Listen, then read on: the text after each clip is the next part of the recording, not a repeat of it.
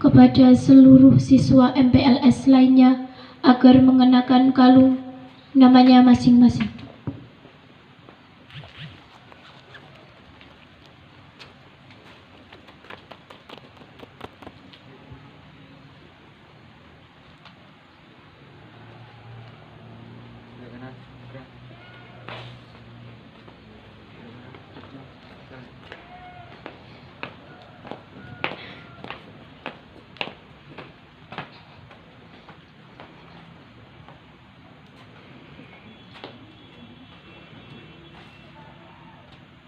Dinyatakan dibuka.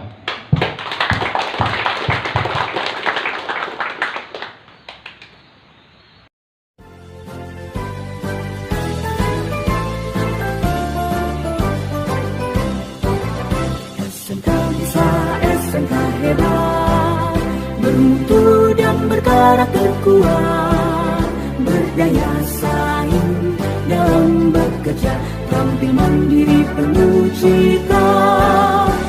Inilah kita generasi bangsa, potensi yang unggul merata, berwawasan tinggi, berbudi mulia, giat belajar selalu berusaha.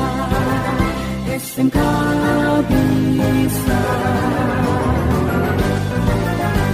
raih prestasi, ukir masa depan, menerjang zaman menyongsong pembangunan, siap sedia dan selalu bangga dari SMK untuk Indonesia.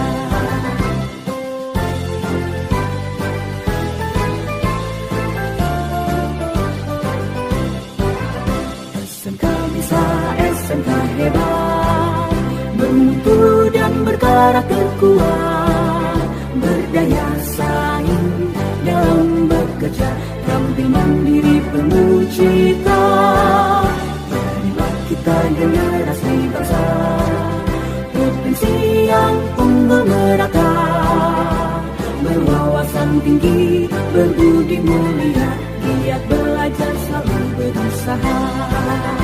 SMK bisa.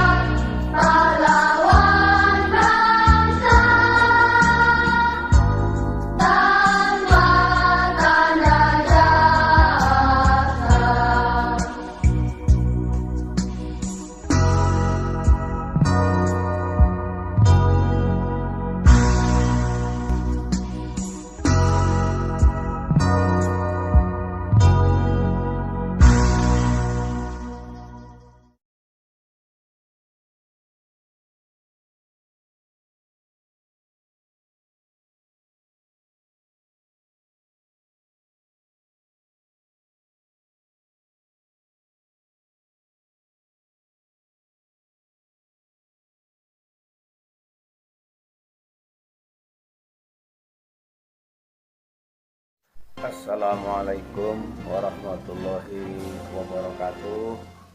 Baiklah anak-anak sekalian, pada pagi hari ini kita akan membahas dan menyampaikan terkait dengan materi MPLS, yaitu masa pengenalan lingkungan sekolah pada SMK Islam Gubindoko di tahun pelajaran 2021.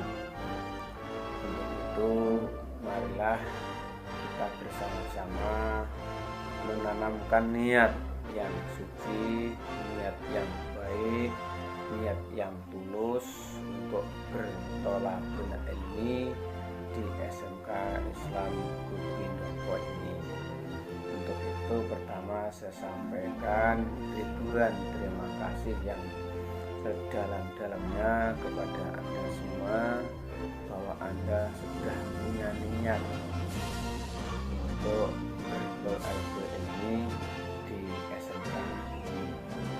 Yang kedua, bahwasanya sekolah di SMK ini insya Allah akan membekali diri Anda masing-masing ke depan. Bahwasanya kalau sekolah di SMK otomatis dengan sendirinya untuk berbekal diri di masa depan, karena di masa saat inilah Anda akan membekali diri untuk di masa yang akan datang. Harapan kami, harapan orang tua, harapan seluruh siswa yang masuk ke SMK, insya Allah 5, 6, 7 tahun ke depan ini adalah tidak nganggur. Karena apa? Di era yang akan datang ini pengangguran luar biasa. Luar biasa. Mengapa demikian? Karena kita hitung secara global saja, berapa ribu lulusan SMA yang tidak kuliah, berapa ribu lulusan SMK yang tidak kuliah, berapa ribu lulusan aliyah paket C yang tidak kuliah. Ini otomatis kan banyak yang ingin mencari pekerjaan, sehingga semakin hari semakin banyaknya lulusan SMA, SMK, aliyah, otomatis semua itu harapannya bekerja. Dengan banyaknya lulusan, kemudian sempitnya lapangan pekerjaan, sehingga akan terjadi banyaknya pengangguran. Oleh karena itu, marilah kita bersama-sama untuk menanamkan diri kita masing-masing, yaitu untuk membekali diri sebagai bekal masa depan. Inilah yang terkait dengan Anda memilih jurusan yang ada di SMK ini. Untuk itu, pada hari ini, pagi ini kita akan membicarakan atau membahas terkait dengan materi akhlakul karimah. Anak sekalian yang berbahagia, pentingnya akhlakul karimah di dalam kehidupan sehari-hari ini sangat berharga sekali di dalam kehidupan. Karena apa? Karena setiap manusia yang dilahirkan di dunia ini oleh Rasulullah SAW dituntut untuk berakhlakul karimah, bagaimana yang disampaikan oleh Rasulullah di sana, laqad kana lakum fi Rasulillah uswatun hasanah. Uswatun hasanah adalah contoh suri toladan yang terbaik di dalam diri Rasulullah, sehingga kita umat Islam, sehingga kaum muslimin mau tidak mau untuk mencontoh perilaku Rasulullah. Inilah karena apa? Karena Rasulullah Shallallahu Alaihi Wasallam diutus oleh Allah ke dunia ini adalah untuk menyampaikan, untuk memperbaiki akhlak yang jahat menjadi akhlak yang baik. Konon sejarah membuktikan bahwa ketika Rasulullah Shallallahu Alaihi Wasallam belum dilahirkan ke dunia ini adalah jahiliyah. Dengan kejahilian di masa itu, maka Allah mengutus seorang Rasul, yaitu Nabi Muhammad Shallallahu Alaihi Wasallam. Oleh karena itu, marilah kita mencontoh perilaku Rasulullah walaupun tidak mencapai 100%. Sulit untuk mencapai 100%. Jangankan kok 100%, 2,5 sampai 5%. Kalau kita mencontoh Rasulullah SAW itu sangat sulit. Jadi perilaku, akhlak, sopan santun, adab ini amat sangat diperlukan dalam kehidupan sehari-hari, sehingga mau tidak mau kita dituntut untuk melakukan suatu perbuatan yang terbaik. Jadi akhlak inilah yang menentukan baik dan buruknya kehidupan sehari-hari. Sebab Rasulullah juga memberikan satu warning yang wajib kita dengarkan. Khairunas ahsanuhum khuluqan. Sebaik-baiknya manusia adalah baik budi pekertinya. Jadi baik di sini adalah bukan baik jasmaninya, bukan. Contoh, orangnya gagah, perkasa, cantik, molek dan sebagainya, tapi akhlaknya yang kurang baik, inilah yang dikatakan Allah tidak baik. Dikatakan Rasul juga tidak baik. Yang baik di sini adalah baik hatinya, baik tingkah lakunya, baik perilakunya, baik ucapannya. Ini kita mencoba untuk introspeksi diri kita masing-masing, bagaimana sikap kita di setiap hari yang kita jalankan. Dari satu ucapan yang baik, ucapan yang buruk, ini pun juga akan menentukan sikap dan perilaku kita. Contoh, kalau kita ketemu sesama kawan, paling tidak mengucapkan salam, assalamualaikum. Betapa baiknya akhlak seseorang itu. Keluar rumah, salam. Datang dari tempat yang lain, pulang dari sekolah umpamanya, pulang dari pasar umpamanya, pulang dari kantor umpamanya, salam pada keluarga. Ketemu bapak ibu guru, salam. Ketemu siapa saja, menyampaikan salam. Ini menggambarkan bahwa ucapan ini ada juga akhlak yang terbaik. Sama-sama mengucapnya. Contoh, sama-sama mengucapkan kalimat yang baik.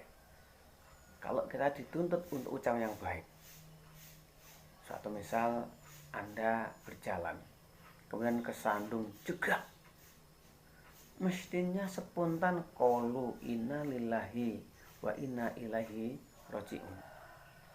Tapi kadang-kadang tidak seperti itu. Spontanitas, jalan enak-enak, jalan santai-santai, tiba-tiba kita katakanlah kesandung jegrek, bilang dantuk kesandung. Ini akhlak yang tidak baik, akhlak yang dibenci oleh Rasulullah. Maka kita Jangan seenaknya kita ngomong, sama-sama ngomonglah yang baik. Bab kullu ma'rufin shadaqatun. Omongan yang baik ini adalah sedekah. Omongan yang baik adalah termasuk sedekah. Jangan dianggap sedekah itu barang saja. Ya, kita sedekahkan harta, uang, atau yang lain-lain, baju, atau beras, atau roti sebagainya. Ini sedekah yang berupa material. Sedekah yang bukan berupa barang, ucapan yang baik, senyum, sapa, salam, sopan, santun, ini adalah sedekah. Maka ketika kita bicara yang baik, ketika kita bicara yang sopan, ini adalah juga sedekah. Sedekah. Oleh karena itu, mari kita mulai pagi hari ini kita mencoba berusaha untuk melakukan yang lebih baik dari segi ucapan. Sekali lagi, ucapan yang baik adalah sedekah. Ucapan yang jelek akan dibenci oleh Allah. Al-kalamatu sayati inda rabbih makruha. Omongan yang jelek ini dibenci oleh Allah. Maka kita jangan asal bicara, jangan asal ngomong. Jadi sebelum bicara harus kita pikir dulu. Omongan yang kurang baik kadang bisa menusuk perasaan orang, akan menjadi sakit hati seseorang. Sakitnya seseorang akan kadang-kadang timbul rasa dendam. Contoh kalimatnya itu banyak sekali. Oleh karena itu, jagalah mulutmu sebelum kita bicara. Kalau asal ngomong gampang, kalau asal bicara gampang. Tapi ketika kita bicara yang baik, bicara yang sopan, bicara yang lemah lembut, ini akan juga membawa nama baik diri kita masing-masing, membawa nama baik keluarga, membawa nama baik lingkungan. Apalagi Anda masih pelajar, otomatis akan bawa nama baik sekolah. Inilah akhlak dalam bentuk ucapan. Mari kita mencoba. Contoh lagi, jika Anda meminta kepada orang tuamu, minta apa saja kepada orang tuamu, mintalah yang baik dengan kata-kata yang lemah lembut, yang sopan. Contoh, podo-podo ngomongi, podo-podo nyuwune. Kata nyuwun, kata njaluk ini berbeda. Rasanya, ucapannya sama, tapi rasanya berbeda. Sehingga orang itu bisa merasakan suatu ucapan yang lemah lembut, suatu perkataan yang lemah lembut akan terbawa di dalam hatinya. Paling tidak orang tua, anakku kok sopan temen, anakku kok apik temen, anakku kok lemah lembut. Walaupun satu kata yang diucapkan oleh anak terhadap orang tua akan bisa membaca akan perilakunya anak. Maka ketika kita meminta kepada orang, utamanya pada orang tuamu, pakailah bahasa yang lemah lembut. Orang tua pasti berpikir. Kadang-kadang orang tua walaupun tidak minta, ketika kita berbuat baik, pasti semua akan tercurahkan kepada anaknya. Tanpa minta dikasihi, tanpa merengek-rengek dikasihi, karena melihat kebaikan perilaku ucapan anak dengan kata-kata yang lemah lembut. Paling tidak Anda mulai hari ini harus boso dengan orang tuamu. Wajib hukumnya. Bab di sini ada kata birrul walidaini. Berbuat baiklah kepada kedua orang tuamu. Anda lahir karena orang tuamu. Anda ada di dunia ini karena ada orang tuamu. Anda dibesarkan karena orang tuamu. Ingat, saat ini Anda masih punya orang tua. Lihat orang tuamu, bagaimana merawatmu, bagaimana membesarkan kamu. Semua adalah berkat perjuangan orang tuamu. Kita lihat, ketika orang tuamu masih mengandung, bayangkan 9 bulan 10 hari. Semakin hari semakin payah, lemah bertambah lemah. Anda bayangkan saja saat ini, betapa rekasannya, betapa repotnya orang yang mengandung seorang bayi yang selama 9 bulan 10 hari. Dengan bahasa saya kasarnya, ngitan digowo, ngulon digowo, ngalor digowo, ngidel digowo, melaku abot, turu rumah angel, turu miring angel, opo meneh mengkurep. Inilah perjuangan seorang tuamu ingin membesarkan kamu.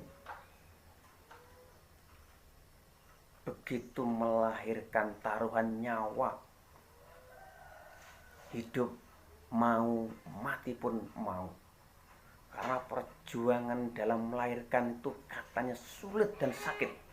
Untung saya belum pernah melakukan seperti itu.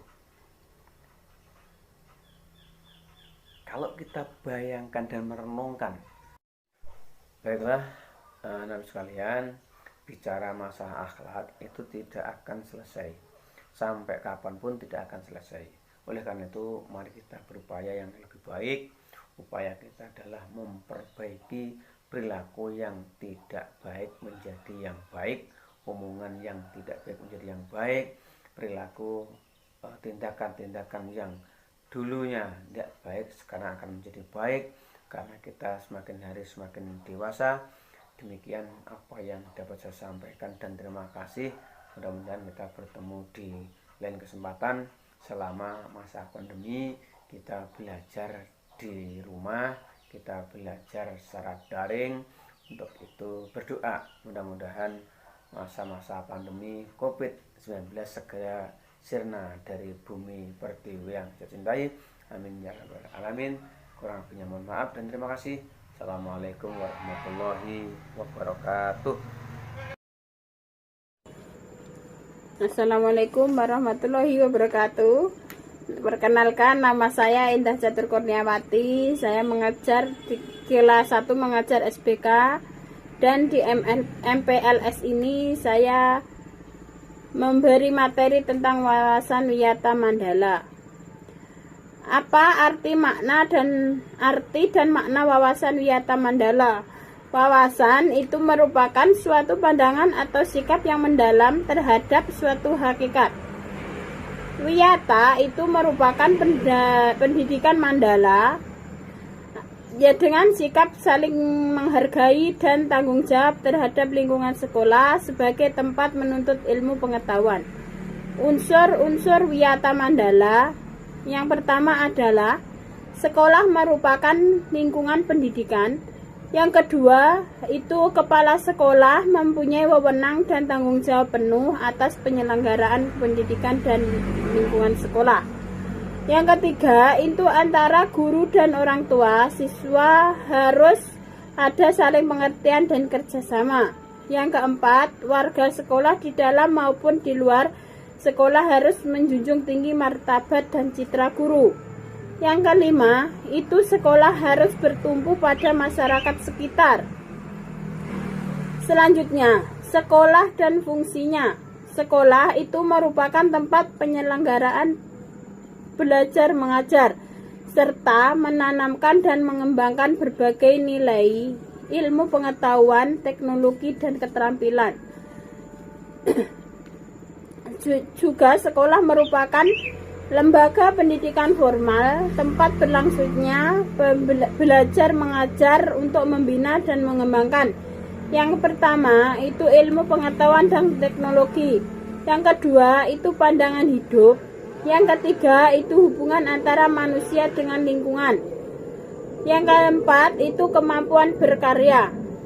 Selanjutnya, fungsi sekolah itu sebagai tempat masyarakat belajar karena memiliki aturan atau tata tertib kehidupan yang mengatur hubungan antara guru, pengelola pendidikan, siswa, dan dalam penyelenggaraan belajar mengajar untuk mencapai tujuan pendidikan. Ciri-ciri sekolah sebagai masyarakat belajar. Yang pertama itu ada guru dan siswa, timbulnya belajar mengajar dengan tertib. Yang kedua itu tercapainya masyarakat yang sadar mau belajar dan bekerja sama. Yang ketiga itu terbentuknya manusia Indonesia seutuhnya. Selanjutnya di dalam prinsip sekolah itu sekolah sebagai wiyata mandala harus bertumbuh pada masyarakat sekitar. Adapun prinsip tersebut yaitu sekolah sebagai wadah atau lembaga yang memberikan bekal hidup. Yang kedua itu sekolah sebagai institusi tempat peserta didik di bawah bimbingan pendidik. Yang ketiga itu sekolah sebagai lembaga dalam pelayanan yang adil dan merata. Yang keempat itu sekolah sebagai lembaga pengembangan bakat dan minat siswa. Yang kelima itu sekolah sebagai lembaga pembinaan potensi di luar inteligensi. Yang keenam, sekolah harus memberikan perhatian serius untuk mengembangkan kemampuan emosional dan sosial. Yang ketujuh, sekolah sebagai wahana pengembangan sikap dan watak.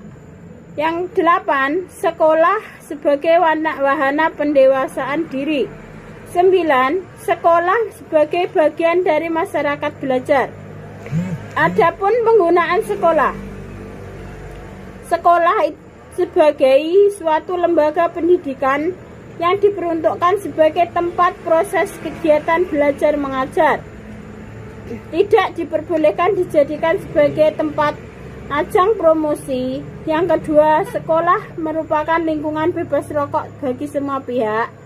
Yang ketiga itu penyebaran aliran sesat.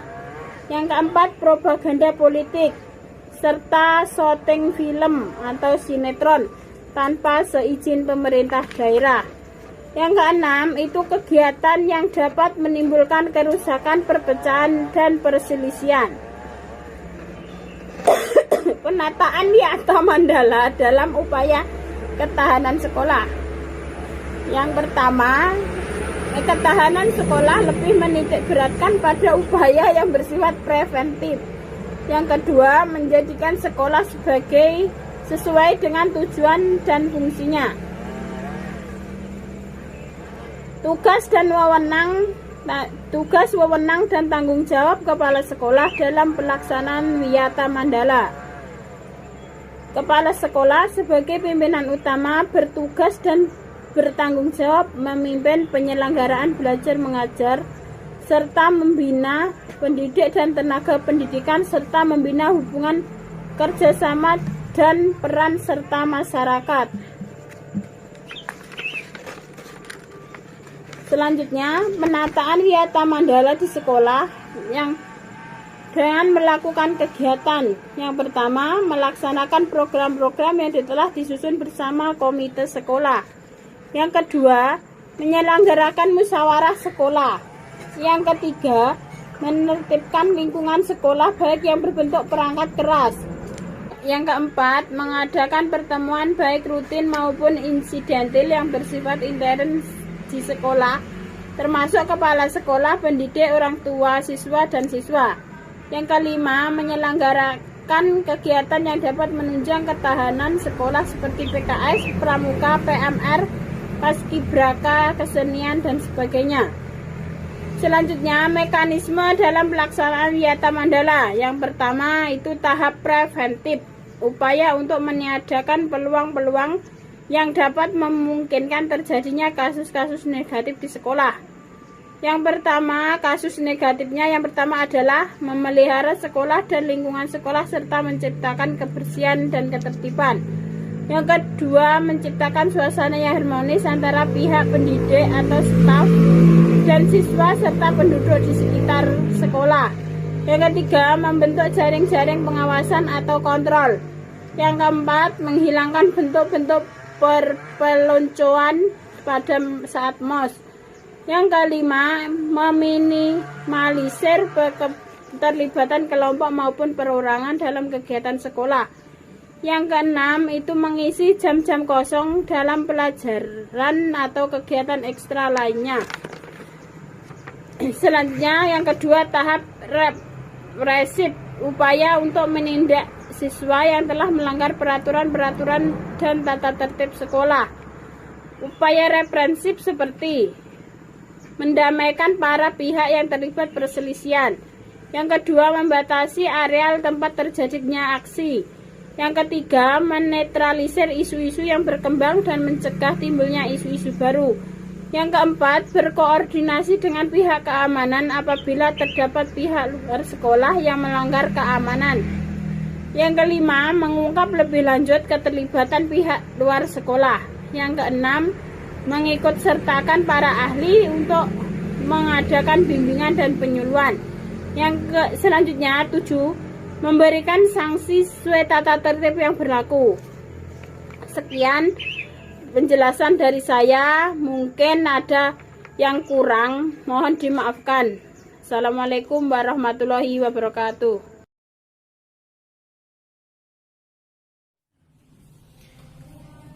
Assalamualaikum warahmatullahi wabarakatuh. A'udzu billahi minasyaitonir rajim. Bismillahirrahmanirrahim. Alhamdulillah nahmaduhu wa nasta'inuhu wa nastaghfiruh wa na'udzu billahi min syururi anfusina wa min sayyiati a'malina. May yahdihillahu fala mudilla lahu wa may yudlil fala hadiya lahu. Asyhadu an la ilaha illallah wa la syarika lahu wa asyhadu anna Muhammadan 'abduhu wa rasuluh. Allahumma shalli ala sayyidina Muhammad wa ala alihi wa ashabihi wa mawalah, amma ba'du. Peserta MPLS, siswa dan siswi baru SMK Islam Kupindongko yang berbahagia, alhamdulillah, perlu kita syukuri kepada Allah Subhanahu wa taala. Kenikmatan ini yaitu kenikmatan zahir batin, sehingga pada kesempatan yang penuh barokah ini kita masih diberikan kesempatan untuk menghirup udara di dalam dunia ini. Banyak dari saudara-saudara kita yang sudah mendahului kita pulang ke rahmatullah, ya, gara-gara adanya COVID-19 ini. Ini perlu kita syukuri benar-benar, ya. Jadi jangan sampai kenikmatan ini membuat kita lalai akan bersyukur kepada Allah. Karena Allah Subhanahu wa taala telah berfirman, la in syakartum la azidannakum wa la in kafartum inna adzabi lasyadid. Barang siapa bersyukur kepadaku, maka aku akan menambah nikmat. Akan tetapi barang siapa yang mengkufuri nikmatku, maka siksaanku akan sangat pedih. Itu adalah firman dari Allah. Itu adalah Allah sendiri yang berkata seperti itu. Maka dari itu, marilah semampu kita, dengan lisan kita minimal, maka kita harus mengucapkan syukur, yaitu dengan mengucap alhamdulillahirabbil alamin. Salatu wassalamu biqaulina Allahumma sholli wa sallim wa barik alaih. Semoga tetap tercerahkan kepada junjungan kita Nabi Agung Muhammad sallallahu alaihi wasallam.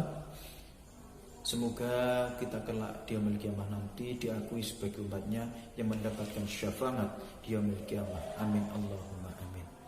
Peserta MPLS yang berbahagia, perkenalkanlah saya, nama saya adalah Fathul Anam, yaitu guru mata pelajaran agama Islam di SMK Islam Kuping Dongko. Ya, saya pada kesempatan kali ini akan memberikan materi terkait akhlakul karimah. Baiklah, anak-anakku yang berbahagia, mendengar tentang berbicara tentang akhlakul karimah tentunya tidak asing bagi kita semua. Mulai dari SD, SMP, itu sudah banyak diperkenalkan kepada kita akhlakul karimah. Apa itu akhlakul karimah? Itu akhlak yang mulia. Akhlak mulia ini tidak semua orang memiliki. Karena apa? Akhlakul karimah ini adalah akhlaknya para nabi, akhlaknya para malaikat. Tidak diberikan kepada orang yang sembarangan. Jadi orang kalau tidak baik otomatis tidak memiliki akhlakul karimah. Karena akhlakul karimah ini adalah jaminannya surga. Yang kita ketahui surga itu adalah penuh dengan kenikmatan. Apapun yang kita inginkan akan tercapai. Kan tetapi untuk mencapai surga itu tidaklah mudah. Maka kita syaratnya adalah mempunyai iman dan juga mempunyai akhlakul karimah. Seperti hadis Nabi Muhammad SAW, A'udzubillahi minasyaitonirrajim. Bismillahirrahmanirrahim. Akmalul mu'minina imanan, ahsanuhum khuluqan. Orang beriman yang paling sempurna imannya adalah orang yang terbaik akhlaknya. Nah, ini membuktikan bahwa syarat kita menjadi orang yang baik itu adalah pertama mempunyai iman, yang kedua adalah kita harus baik akhlaknya. Tidak mungkin orang yang beriman tetapi dia tidak mempunyai akhlakul karimah. Dan juga tidak mungkin juga orang mempunyai akhlakul karimah tetapi tidak iman. Nah, jadi antara dua-duanya ini harus saling bersinambungan. Maka dari itu anak-anakku yang berbahagia, di awal tahun ini peserta MPLS ini harus mempunyai niatan yang baik. Kamu sekolah di SMK Islam Kuping Dongko ini harus mempunyai tekad yang kuat, yaitu untuk mencari ridha Allah Subhanahu wa taala dan juga untuk menghilangkan kebodohan kalian semua. Itu adalah niatan yang paling utama. Insyaallah ketika kamu sudah mempunyai niatan yang baik dan didukung dengan belajar yang tekun, belajar yang giat, insyaallah kamu akan menjadi orang-orang yang sukses. Siapa coba yang tidak ingin sukses dunia dan akhirat? Siapa yang tidak ingin bahagia hidupnya? Tidak ada kan? Yang pasti semua akan memiliki cita-cita menjadi hidup atau memiliki kehidupan yang mulia. Nah, tetapi kehidupan yang mulia itu tidak lepas dari yang namanya akhlakul karimah. Coba bayangkan, kalau kamu tidak baik dengan tetanggamu, apakah kamu akan diberi kebaikan juga oleh tetanggamu? Kan tidak mungkin. Nah, itu adalah salah satu contoh. Contoh lain, kalau kamu contohnya mau membantu kepada saudaramu, insya Allah saudaramu juga akan membantu. Itu adalah salah satu contoh akhlakul karimah. Maka tanamkanlah akhlakul karimah itu mulai sekarang. Jangan sampai kamu tunda-tunda besok dan besok. Ingat ya, jadi kamu harus mempunyai niatan dulu. Semangat belajar, semangat berjuang. Itu adalah salah satu pondasi kamu memiliki akhlakul karimah. Yang mana akhlakul karimah ini adalah sifatnya atau akhlak-akhlaknya para rasul atau para nabi. Seperti hadis Nabi Muhammad SAW, A'udzubillahi minasyaitonirrajim. Bismillahirrahmanirrahim. Innama bumistu liutammima makarimal akhlak. Hadis rawahu Ahmad. Jadi ini adalah hadis sahih. Nabi itu tidak diperintah atau tidak diutus atau tidak juga dilahirkan ke dunia ini melainkan untuk memperbaiki akhlak. Nah, Apakah akhlak orang-orang terdahulu sebelum Nabi Muhammad itu buruk? Iya. Bayangkan saja, orang-orang zaman dulu itu menyembah berhala. Banyak dari mereka yang minum minuman khamr, judi, perbuatan yang melanggar norma-norma agama lainnya. Itu adalah perbuatan yang tidak baik, yang tidak mencerminkan daripada akhlakul karimah. Untuk itu Nabi Muhammad SAW dilahirkan ke dunia ini yaitu untuk membaguskan atau untuk memperbaiki akhlak-akhlak yang tidak baik tadi. Untuk itu kepada anak-anakku, apa ya istilahnya, kalau saya sampaikan akhlak ini di momen ini maka tidak akan cukup waktunya. Nah, saya sarankan yaitu kamu teruslah belajar dulu. Nanti kita dilanjutkan di pembelajaran ketika kita masuk. Semoga istilahnya pandemi ini cepat berlalu sehingga kita bisa bertatap muka, kita belajar dengan enak, tidak melalui virtual seperti ini. Semoga Allah cepat mengambil atau menghilangkan COVID ini utamanya dari Indonesia, sehingga pembelajaran di Indonesia akan berjalan seperti yang sudah-sudah, yaitu tatap muka, dan anak-anak semua bisa mendapatkan pelajaran yang baik, bisa interaksi dengan teman-teman, bisa berinteraksi dengan guru-guru. Nah, itu adalah yang kita harapkan. Kurang lebihnya mohon maaf jika ada salah dari pribadi saya sendiri, mohon maaf yang sebesar-besarnya. Ingat ya, yang pertama adalah niat, kemudian dan tekad. Ya, kurang lebihnya mohon maaf. Akhirul kalam, wassalamualaikum warahmatullahi wabarakatuh.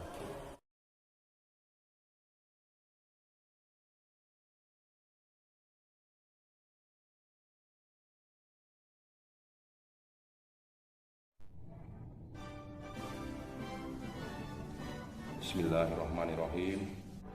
Assalamualaikum warahmatullahi wabarakatuh. Puji syukur kepada Allah Subhanahu wa Ta'ala, yang mana pada pagi hari ini kita senantiasa masih diberi limpahan rahmat serta kesehatan, dan tak lupa marilah kita sanjungkan sholawat salam buat junjungan kita Nabi besar Muhammad SAW, yang telah menuntun kita, membimbing kita dari zaman jahiliyah hingga zaman yang modern seperti sekarang ini. Di sini saya ditunjuk oleh sekolah untuk menyampaikan program kesiswaan. Terlebih dahulu saya akan memperkenalkan diri saya. Nama saya Budi Krisbianto, sering dipanggil Pak Kris. Adapun program kesiswaan yang akan saya sampaikan, di sini ada 2 poin, yaitu poin pertama terkait peraturan siswa di SMK dan larangan siswa dalam proses pembelajaran. Poin yang kedua terkait dengan ekstrakurikuler yang ada di SMK Islam Budi Dongko. Untuk peraturan ke-1, siswa datang tepat waktu dalam proses pembelajaran. Peraturan yang kedua, siswa harus memakai seragam yang sesuai ditentukan oleh pihak sekolah sesuai dengan harinya. Yang ketiga, kehadiran siswa harus 80% dari jam masuk. Larangan siswa merokok, memakai narkoba, dan minum minuman keras. Larangan yang kedua, siswa tidak diperbolehkan untuk mewarna rambut, memanjangkan rambut, atau memanjangkan kuku. Kita masuk ke poin 2 terkait dengan ekstrakurikuler.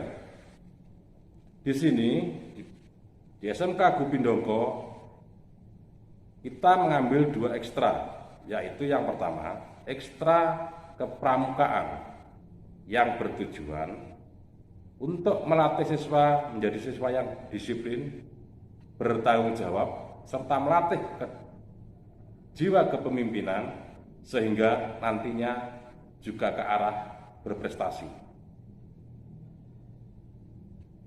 Poin ekstra yang kedua yaitu ekstra bola voli, bertujuan mengembangkan potensi diri serta menjadikan kesehatan pada jasmani sehingga nantinya bisa berprestasi. Mungkin ini dulu yang biasa saya sampaikan terkait dengan program kesiswaan, dan tak lupa di masa-masa pandemi ini kita tetap selalu menjaga atau tetap berpedoman pada protokol kesehatan, yaitu memakai masker, mencuci tangan, dan jaga jarak.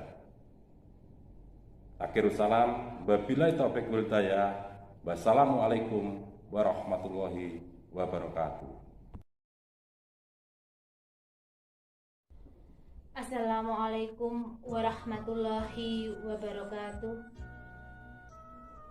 Selamat pagi pada anak-anakku kelas 10 SMK Islam Hubi Dongko. Semoga pada hari ini kita semua masih dalam keadaan sehat walafiat dan selalu dalam lindungan Allah Subhanahu wa Ta'ala. Amin. Pertama-tama saya ucapkan selamat kepada anak-anakku kelas 10 yang pada hari ini telah resmi menjadi keluarga besar SMK Islam Hubi Dongko. Anak-anakku yang saya cintai, perkenalkan, nama saya Ibu Lilit Fitra Khomariaden. Saya di sini adalah guru pengajar bahasa Inggris kelas 10, 11, dan 12. Anak-anakku kelas 10 yang saya cintai, sebenarnya kegiatan masa pengenalan lingkungan sekolah atau MPLS seharusnya kita laksanakan semua kegiatan itu di lingkungan sekolah. Namun karena kita dihadapkan dengan virus COVID-19 di negara kita, bahkan di seluruh dunia, maka kita melaksanakan kegiatan ini melalui daring.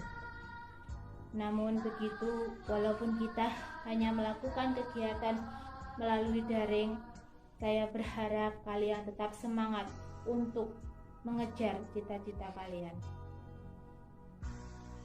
Seperti anjuran pemerintah, kita harus selalu untuk menerapkan protokol kesehatan. Kita sering mendengar dengan istilah 3M.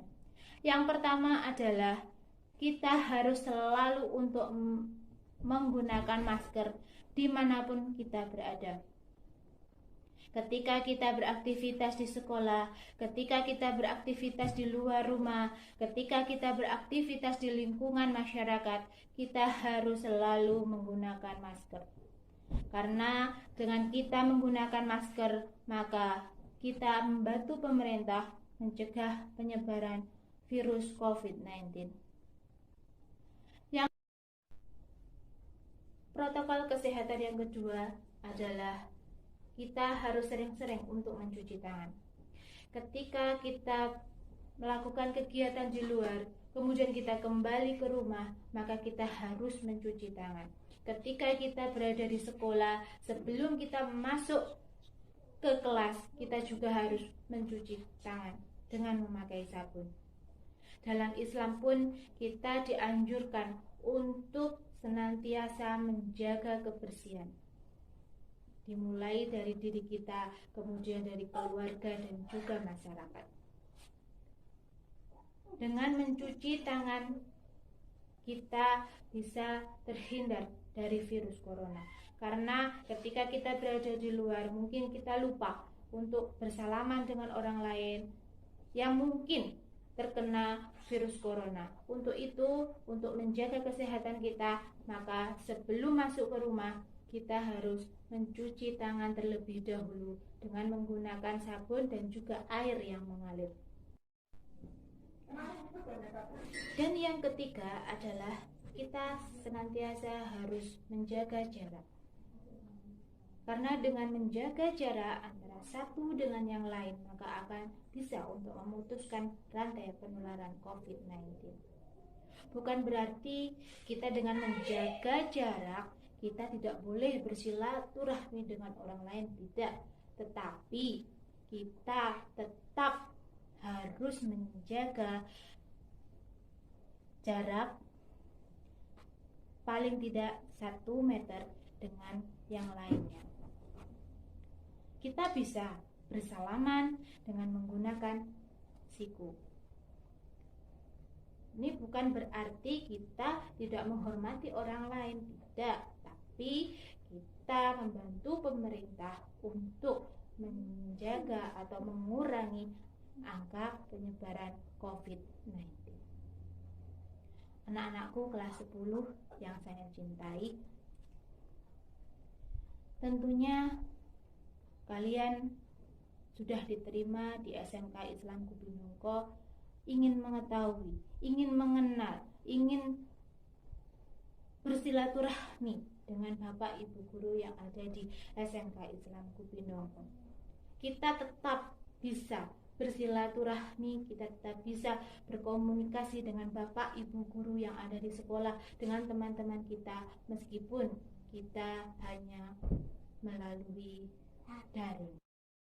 Anak-anakku kelas 10 yang saya cintai, kita memang dihadapkan pada wabah yang sudah hampir 3 tahun kita dihadapi dengan COVID-19 ini.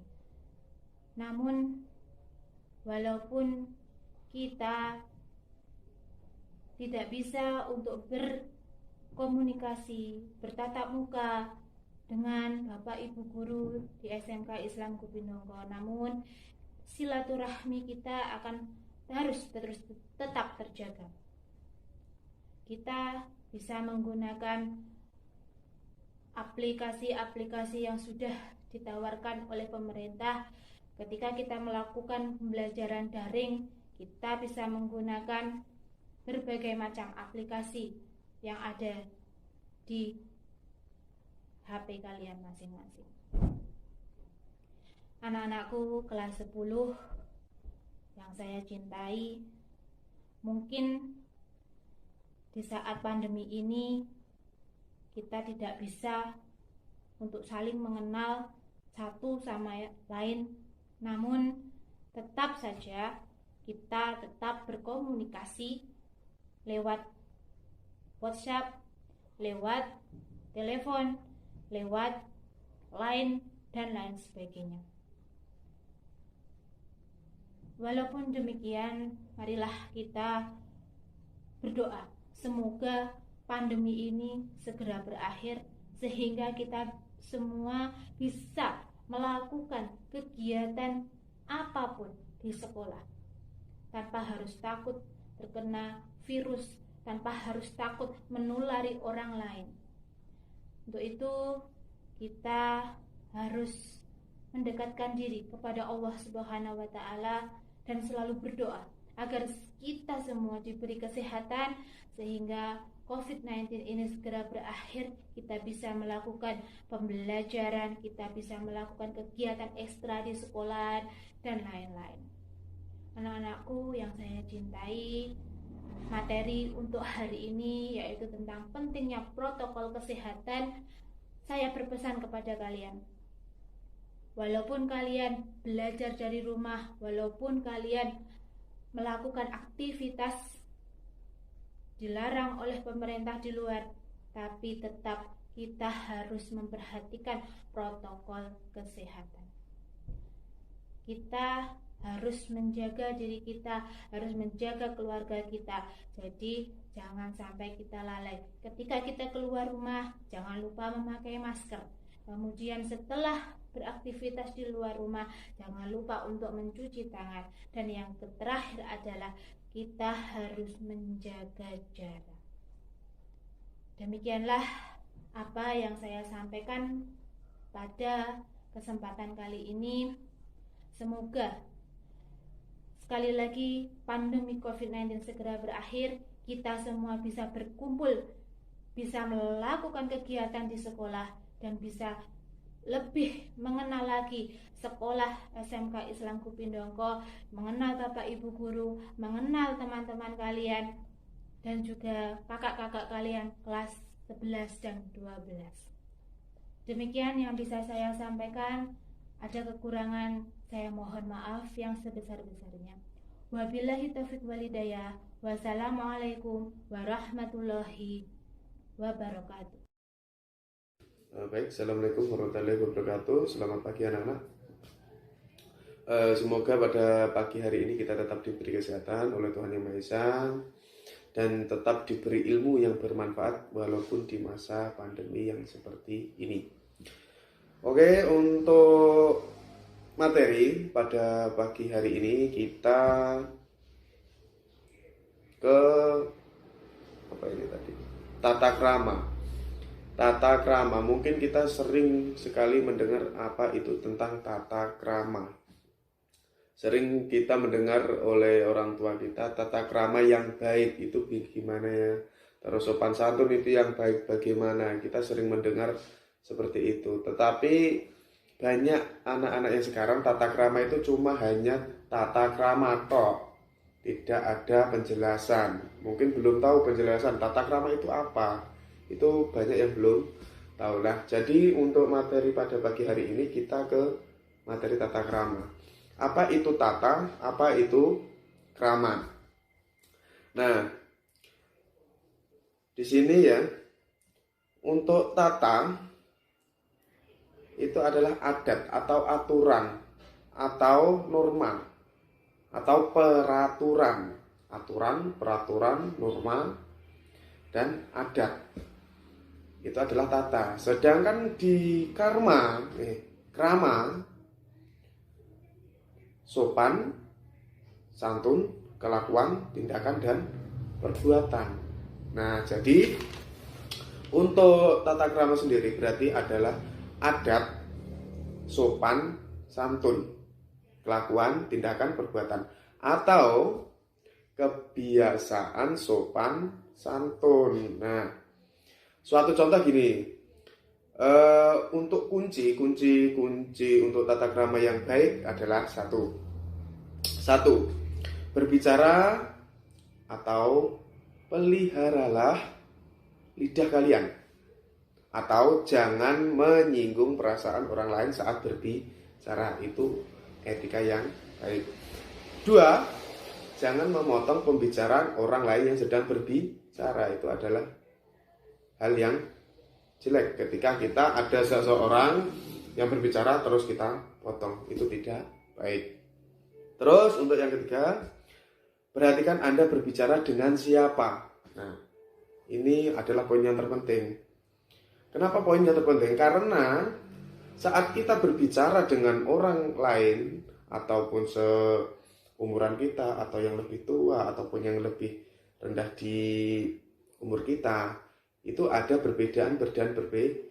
Oke lah, masa remaja kalian umur 17 tahun, 18 tahun, oke lah kalian memakai bicara tentang, kalau seumur kalian ya, seumuran kalian berbicara gaul. Nah, bahasa gaul kalian itu tidak apa-apa.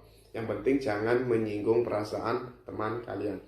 Dan ketika kalian berbicara dengan orang yang lebih tua, itu usahakan memakai tata cara bicara atau bahasa yang halus ataupun yang sopan.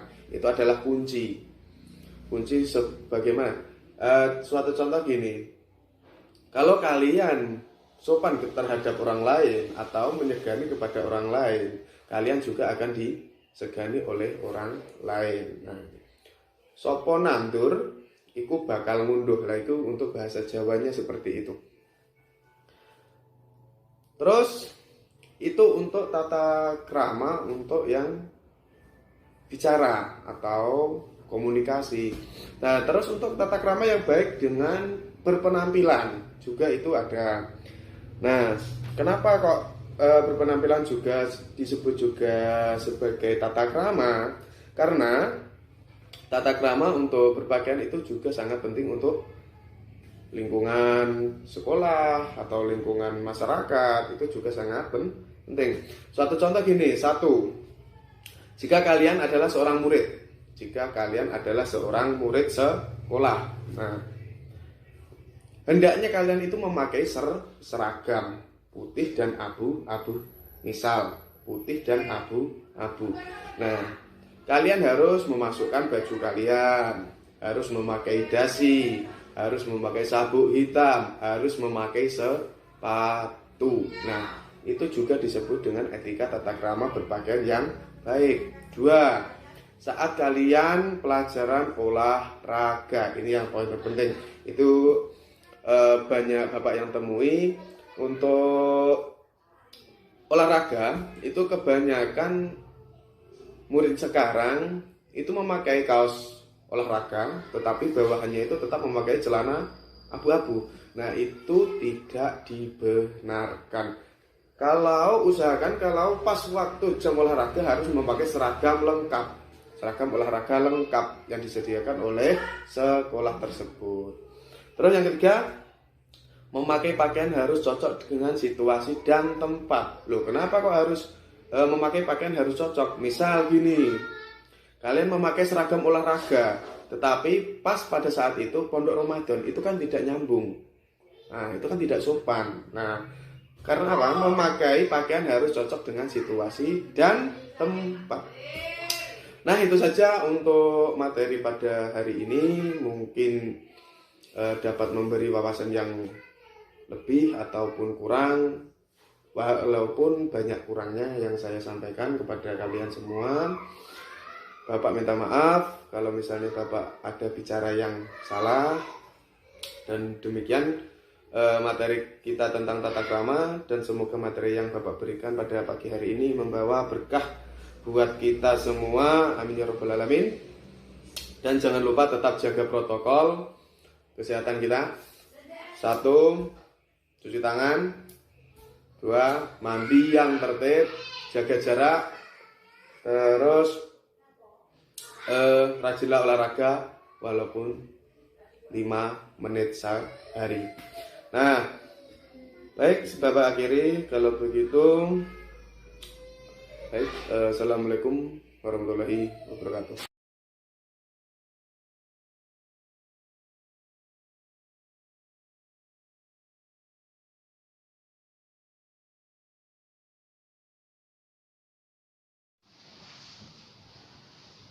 Bismillahirrahmanirrahim. Assalamualaikum warahmatullahi wabarakatuh. Selamat pagi menjelang siang kepada rekan-rekan sewa baru peserta MPLS tahun 2020 tahun 2021 tahun 2022 untuk peserta didik baru dalam materi pengenalan bengkel. Nama saya Taryono ST, guru produktif. Jadi dalam materi pengenalan bengkel kali ini saya akan membahas sedikit materi mengenai perbengkelan. Adapun materi-materi yang akan saya sampaikan meliputi tool, media praktek. Tentu saja dalam perbengkelan harus ada siswa, ya. Tool atau peralatan yang digunakan dalam bengkel harus perfect atau sempurna untuk digunakan, lengkap sesuai dengan speknya masing-masing. Itu tool yang digunakan. Untuk media praktek tergantung pada spek mesin yang digunakan. Jadi untuk motor-motor Eropa, motor Jepang atau motor Asia terutama, itu harus memiliki tool yang cocok dengan penggunaan motor tersebut. Oke. Untuk media praktek dan tool harus ada hubungan yang cocok. Kira gitu. Oke. Di dalam perbengkelan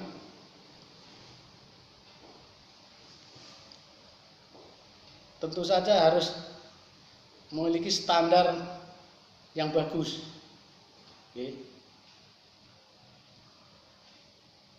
Untuk standar nasional bahkan untuk standar internasional. Di bengkel SMK Islam Kupindongko hanya memuat untuk motor-motor Asia, terutama motor Jepang. Oke. Dalam perbaikan sepeda motor, teknik bisnis sepeda motor, sistem yang dipakai di sini adalah sistem kolaborasi. Jadi ada manajemen bengkel yang dipakai di SMK Islam Kupindongko adalah manajemen bersama, tidak seperti manajemen perbengkelan di bengkel-bengkel umum. Nanti ada struktur organisasi yang bekerja atau sistem yang bekerja untuk bengkel, ada ketua, ada sekretaris, ada bendahara, dan ada toolman di SMK Islam Kupindongko itu. Jadi kalau siswa-siswa nanti bekerja dalam bengkel harus memakai pakaian yang cocok untuk bengkel, ya. Misalnya katelpak, terus mematuhi aturan-aturan yang bekerja yang dipakai di SMK Islam Kupindongko, ya.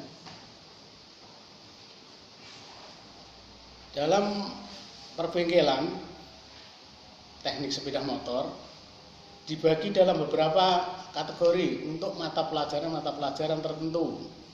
Pembagiannya meliputi sistem kelistrikan, sistem mesin, dan sasis. Jadi nanti ada pembagian pendelegasian tugas masing-masing guru. Jadi siswa-siswa diharapkan tahu ke gurunya masing-masing sesuai dengan tupoksinya guru. Jadi misalnya sistem kelistrikan diampu oleh siapa, sistem permesinan diampu oleh siapa, dan sasis diampu oleh siapa. Jadi siswa-siswa harus tahu betul mengenai sistem tersebut, nanti pembelajarannya kepada siapa. Untuk toolman ketika praktek, jadi untuk penyediaan alat dan media praktek yang sudah tersedia nanti dibantu oleh toolman. Jadi siswa-siswa tidak perlu repot-repot atau bersusah-susah untuk mempelajari sistem perbengkelan selain teknik dan bisnisnya. Nanti kita bisa belajar bersama-sama.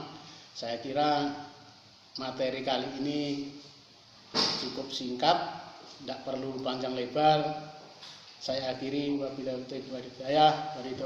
wassalamualaikum warahmatullahi wabarakatuh. Semoga sukses belajar di masa MPLS. Wassalam.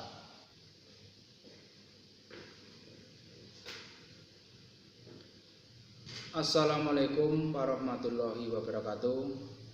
Alhamdulillah, pada hari ini kita masih diberi kesempatan daring dalam keadaan sehat dan walafiat.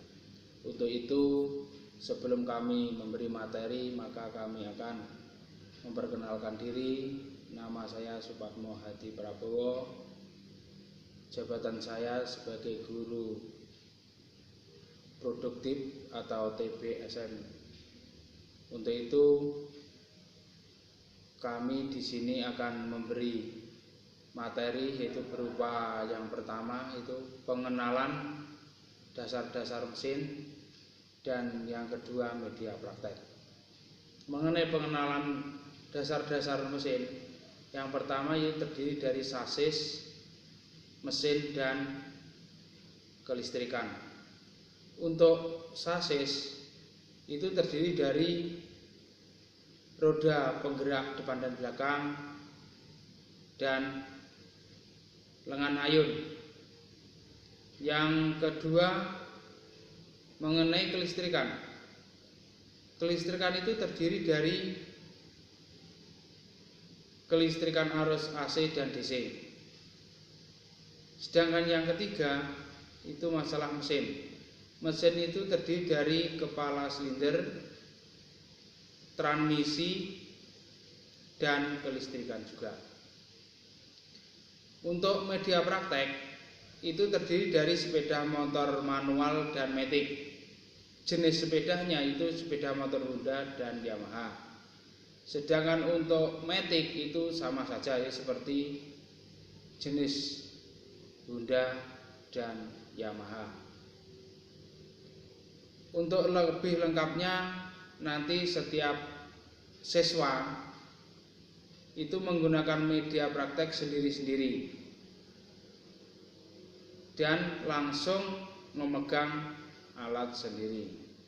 Jadi untuk itu sebelum kita melakukan praktek di bengkel, maka harus mematuhi peraturan-peraturan bagi siswa dan siswi. Yang pertama yaitu siswa harus memakai sepatu. Yang kedua, siswa tidak boleh menggunakan atau membentuk rambut yang intinya rambut itu tidak boleh diwarna. Yang ketiga, siswa tidak boleh memelihara kuku atau kukunya panjang. Itu akan mengganggu dalam proses praktek sepeda motor. Untuk itu, untuk lebih lancarnya, maka saya harap siswa-siswi harus mematuhi aturan dari sekolah. Cukup sekian. Wabillahi taufiq wal hidayah. Ihdinas siratal mustaqim. Wassalamualaikum warahmatullahi wabarakatuh.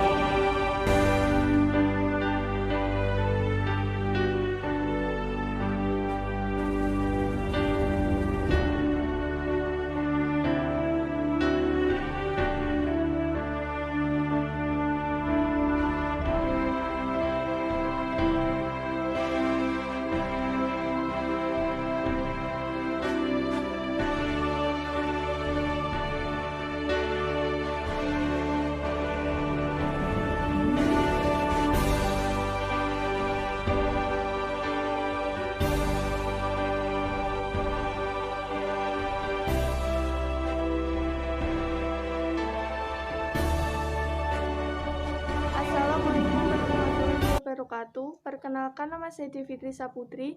Di sini saya akan menjelaskan tentang keorganisasian OSIS. OSIS adalah suatu organisasi yang berada di tingkat sekolah yang dimulai dari sekolah menengah pertama atau SMP. OSIS diurus dan dikelola oleh murid-murid yang terpilih serta dibimbing oleh guru dari pihak sekolah. OSIS adalah satu-satunya wadah organisasi siswa yang sah di sekolah. Oleh karena itu, setiap sekolah wajib membentuk organisasi siswa intrasekolah atau OSIS yang tidak mempunyai hubungan organisatoris dengan OSIS di sekolah lain dan tidak menjadi bagian atau alat organisasi yang ada di luar sekolah. Sekian penjelasan saya mengenai organisasi OSIS. Wassalamualaikum warahmatullahi wabarakatuh.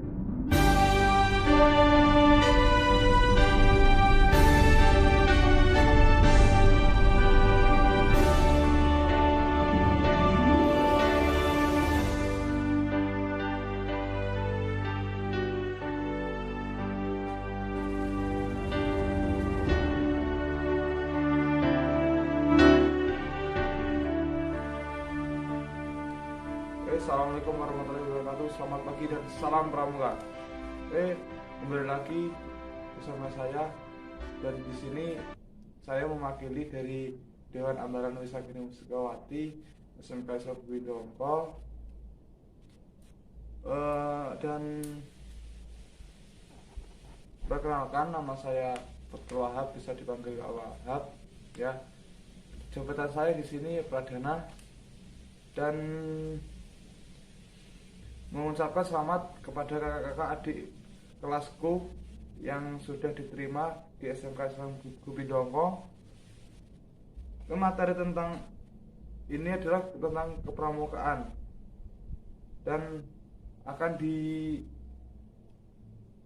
disampaikan oleh Kak Yayan Yuhawati ya. Oke, sebelum ke materi ya, saya akan jelaskan satu persatu ya, semua atau tidak semua belum saya pikirkan. Akan saya jelaskan mengenai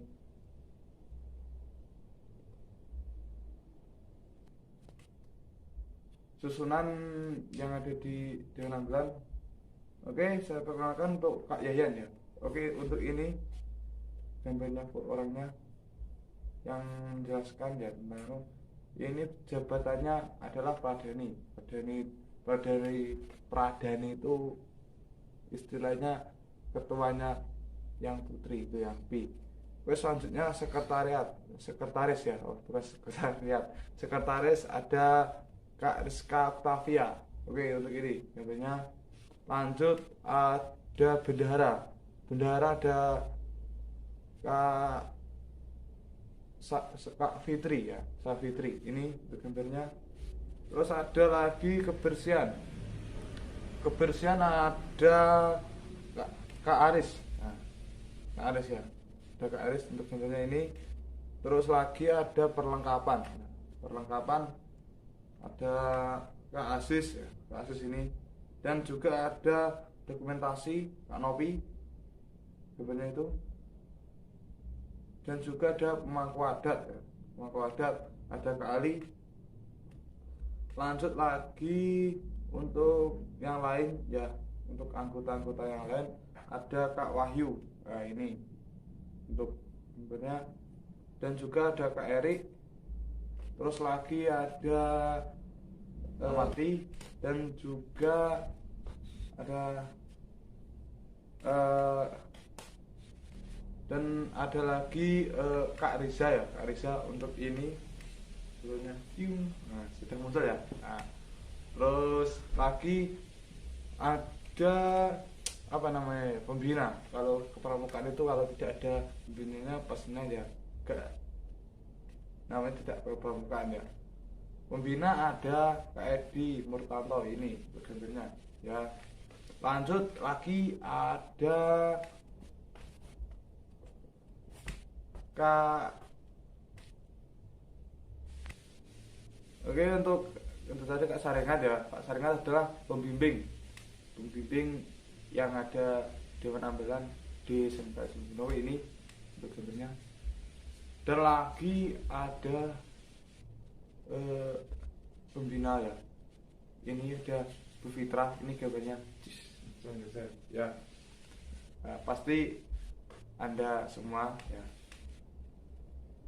Nanti kalau sudah masuk sekolah ya, seperti biasanya, tidak seperti ini. Sebenarnya saya juga sudah nggak sanggup ya untuk daring saja. Kalau kalian sudah nanti bisa masuk sekolah seperti biasanya, pasti kalian akan bertemu dengan Bu Fitra ini ya. Dia adalah guru bahasa Inggris ya. Guru bahasa Inggris. Lagi sebelah ini nggak ada guys ya. Oke, untuk penjelasannya tentang kepanitiaan struktur ya, struktur organisasi SMK itu, dan untuk pemateri akan dijelaskan oleh Kak Yayan. Silakan.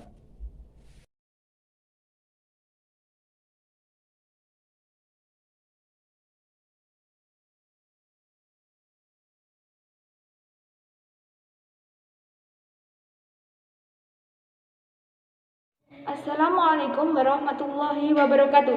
Salam Pramuka. Perkenalkan, nama saya Yeniwati. Di sini saya akan menjelaskan materi tentang Pramuka Penegak. Pertama-tama, saya selaku pemberi materi mengucapkan selamat datang kepada kakak-kakak peserta MPLS yang dilaksanakan secara online dengan memanfaatkan media sosial. Adapun topik pembahasan yang akan saya bahas yaitu siapakah Pramuka Penegak itu? Kakak-kakak peserta MPLS sebagai anggota Pramuka Penegak seyogianya mengetahui lebih jauh tentang Pramuka Penegak itu sendiri dan tentunya sesuai dengan petunjuk penyelenggaraannya. Aturan yang akan kita diskusikan yaitu sebagian isi dari Keputusan Kuartir Nasional Gerakan Pramuka nomor 176 tentang pola dan mekanisme pembinaan pramuka. Aturan ini kita akan kaji sesuai dengan topik pembahasan yang akan saya sampaikan, yaitu siapakah Pramuka Penegak itu. Secara umum, Pramuka Penegak adalah organisasi pendidikan non-formal yang menyelenggarakan pendidikan kepramukaan bagi kaum muda. Gerakan Pramuka bertujuan membentuk setiap pramuka agar memiliki kepribadian yang beriman, bertakwa, berakhlak mulia, berjiwa patriotik, taat hukum, disiplin, menjunjung tinggi nilai-nilai luhur bangsa, dan memiliki kecakapan hidup. Sebagai kader bangsa dalam menjaga dan membangun negara kesatuan Republik Indonesia, mengamalkan Pancasila, serta melestarikan lingkungan hidup. Oke kakak-kakak, kita masuk pada pembahasan inti kita. Untuk mengetahui siapa Pramuka Penegak itu, kita tentunya wajib mengetahui mekanisme pembinaan Pramuka Penegak itu sendiri. Di dalam Polmek Kabin, seorang Pramuka Penegak harus melalui yang namanya calon tamu ambalan. Tamu ambalan adalah seorang pramuka penggalang yang karena usianya dipindahkan dari pasukan penggalang ke ambalan penegak, atau pemuda yang berusia 16 sampai dengan 20 tahun yang belum pernah menjadi anggota gerakan pramuka. Berdasarkan keterangan tersebut, jelas bahwasanya tingkatan pada golongan pramuka ditentukan berdasarkan usianya, bukan ditentukan pada tingkatan sekolahnya. Sudah tahu kan kenapa di gugus depan kita yang berpangkalan di Universitas Negeri Makassar itu? Mari kita lanjutkan. Pernahkah kakak-kakak berpikir kenapa calon anggota baru tidak langsung dikukuhkan setelah mengikuti rangkaian penerimaan anggota baru? Ternyata jawabannya adalah calon tamu ambalan wajib mengikuti latihan rutinan wajib dan tentunya juga diberikan kesempatan untuk mengenal adat istiadat yang berlaku di ambalan tersebut. Nah, calon tamu ambalan ini beradaptasi paling lama 3 bulan sebelum diangkat atau dikukuhkan menjadi anggota Pramuka Penegak. Setelah melakukan proses ini, maka proses selanjutnya yaitu calon penegak pemindahan status dari tamu ambalan menjadi calon penegak dilaksanakan dengan upacara sederhana dan dialog yang mengandung pendidikan bagi segenap anggota ambalan tersebut. Lamanya menjadi calon penegak sedikitnya 6 bulan. Apa sih yang dilakukan dalam 6 bulan itu? Selain mengikuti latihan rutin dan pertemuan lainnya. Disinilah calon penegak diberikan kesempatan untuk melaksanakan ujian SKU Bantara sebagai syarat menjadi pramuka penegak. Nah, di dalam proses pembinaan, setiap calon penegak didampingi oleh 2 orang penegak Bantara atau laksana yang berfungsi sebagai pendamping kanan moral dan pendamping kiri keterampilan. Oke, mari kita lanjutkan. Setelah melalui proses tersebut, maka selanjutnya yaitu penegak Bantara. Siapa sih penegak Bantara itu? Penegak Bantara adalah calon penegak yang telah memenuhi SKU bagi penegak Bantara dan mentaati adat ambalan. Kakak-kakak sekalian, setelah berhasil mencapai tingkatan ini, disinilah jawaban atas topik yang kita bahas di awal tadi. Berdasarkan keterangan di atas, pramuka penegak adalah pramuka yang telah menyandang TKU dan telah melalui mekanisme pembinaan sesuai dengan Polmekabin. Sekian materi yang saya sampaikan dan tentunya sesuai dengan Polmekabin tahun 2013. Saya selaku pemberi materi kegiatan ini mengucapkan terima kasih kepada semua pihak yang terlibat. Semoga apa yang dapat saya sampaikan menambah wawasan kita terkait dengan pramuka penegak. Satyaku kudarmakan, dharma kuku baktikan. Wassalamualaikum warahmatullahi wabarakatuh. Baik, itu tadi materi dari kepemimpinan yang dijelaskan oleh Pak Yayan. Semoga kakak semua bisa memahami ya dari ilmu itu tadi. Dan dari Ambalan Nusanggeni Mustikawati SMK Sundongko ya juga tidak hanya itu saja, juga pernah ikut ya event-event besar yang ada di Kabupaten Trenggalek, mulai dari FPKK. PKK itu seperti ini ya untuk foto-fotonya ini ya. Dan juga ada Raicap ya, Raicap juga ada WW Perkemahan Wirakarya ini foto ya. Terus lagi ada apa ya namanya, istilahnya kegiatan kita pribadi ya. Kegiatan kita pribadi biasanya kalau tidak ada ini ya PPKM ini, biasanya setiap masuk pertama MPLS ya 1 minggu itu biasanya kita diwajibkan untuk persari atau persami ya, untuk menjalankan lingkungan sekolah ya. Lingkungan sekolah itu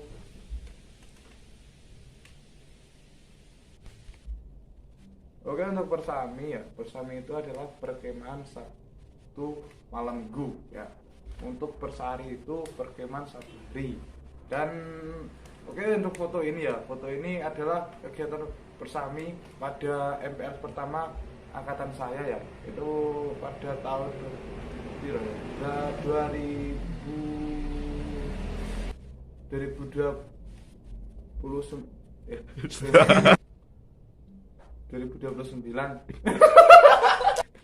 Oke guys, ya kelulusan lali guys. 2019 guys ya. Itu foto kegiatan 2019 untuk angkatan saya. Terus lagi apa ya? Materinya ya banyak lah intinya. Oke, terima kasih untuk kakak-kakak ya yang sudah mengikuti MPLS pada hari ini. Semoga kita dilindungi oleh Allah Subhanahu wa Ta'ala. Tapi yang belum sholat silahkan sholat dulu. Jangan anggap video ini melalaikan sholat Anda. Oke guys, semoga corona COVID-19 ini segera hilang dari dunia ya guys ya. Ya kakak-kakak semua. Oke, terima kasih, segini saja. Apabila saya mengucapkan banyak kesalahan dalam perkataan, minta maaf sebesar-besarnya, dan saya mewakili pada kakak-kakak yang lain. Oke, sekian, terima kasih. Wassalamualaikum warahmatullahi wabarakatuh. Salam Pramuka. Assalamualaikum warahmatullahi wabarakatuh. Bismillahirrahmanirrahim. Alhamdulillahirabbil alamin. Wa bihi nasta'inu ala umuri dunya waddin. Sayyidina Maulana Muhammadin wa ala alihi wa sahbihi wa man tabi'ahum bi ihsani ila yaumiddin. La haula wala quwata illa billah. Amma ba'du. Bapak Ibu dan karyawan karyawati SMK Islam Bindongko yang saya hormati, peserta MPLS SMK Islam Bindongko yang saya banggakan dan yang saya cintai, sejenak mari kita bersama-sama menundukkan kepala seraya memanjatkan puji syukur kepada Allah Subhanahu wa taala yang telah melimpahkan rahmatnya, taufiknya, hidayahnya kepada kita semua sehingga sampai saat ini kita masih diberi kekuatan oleh Allah, kesehatan jasmani, rohani, lahir dan batin, sehingga dapat melaksanakan tugas dalam keadaan sehat walafiat, tidak ada halangan suatu apapun. Kedua kalinya sholawat dan salam kita sanjungkan ke pangkuan beliau Rasulullah Muhammad Sallallahu Alaihi Wasallam yang telah membina umatnya minat dulumat silan nur. Mudah-mudahan kita nantinya mendapatkan syafaatnya baik hidup di dunia maupun kelak yaumul kiamah. Bapak Ibu yang saya hormati dan peserta MPLS yang saya cintai, mengucapkan ribuan terima kasih yang sedalam-dalamnya atas terselenggaranya kegiatan MPLS di tahun 2021 ini.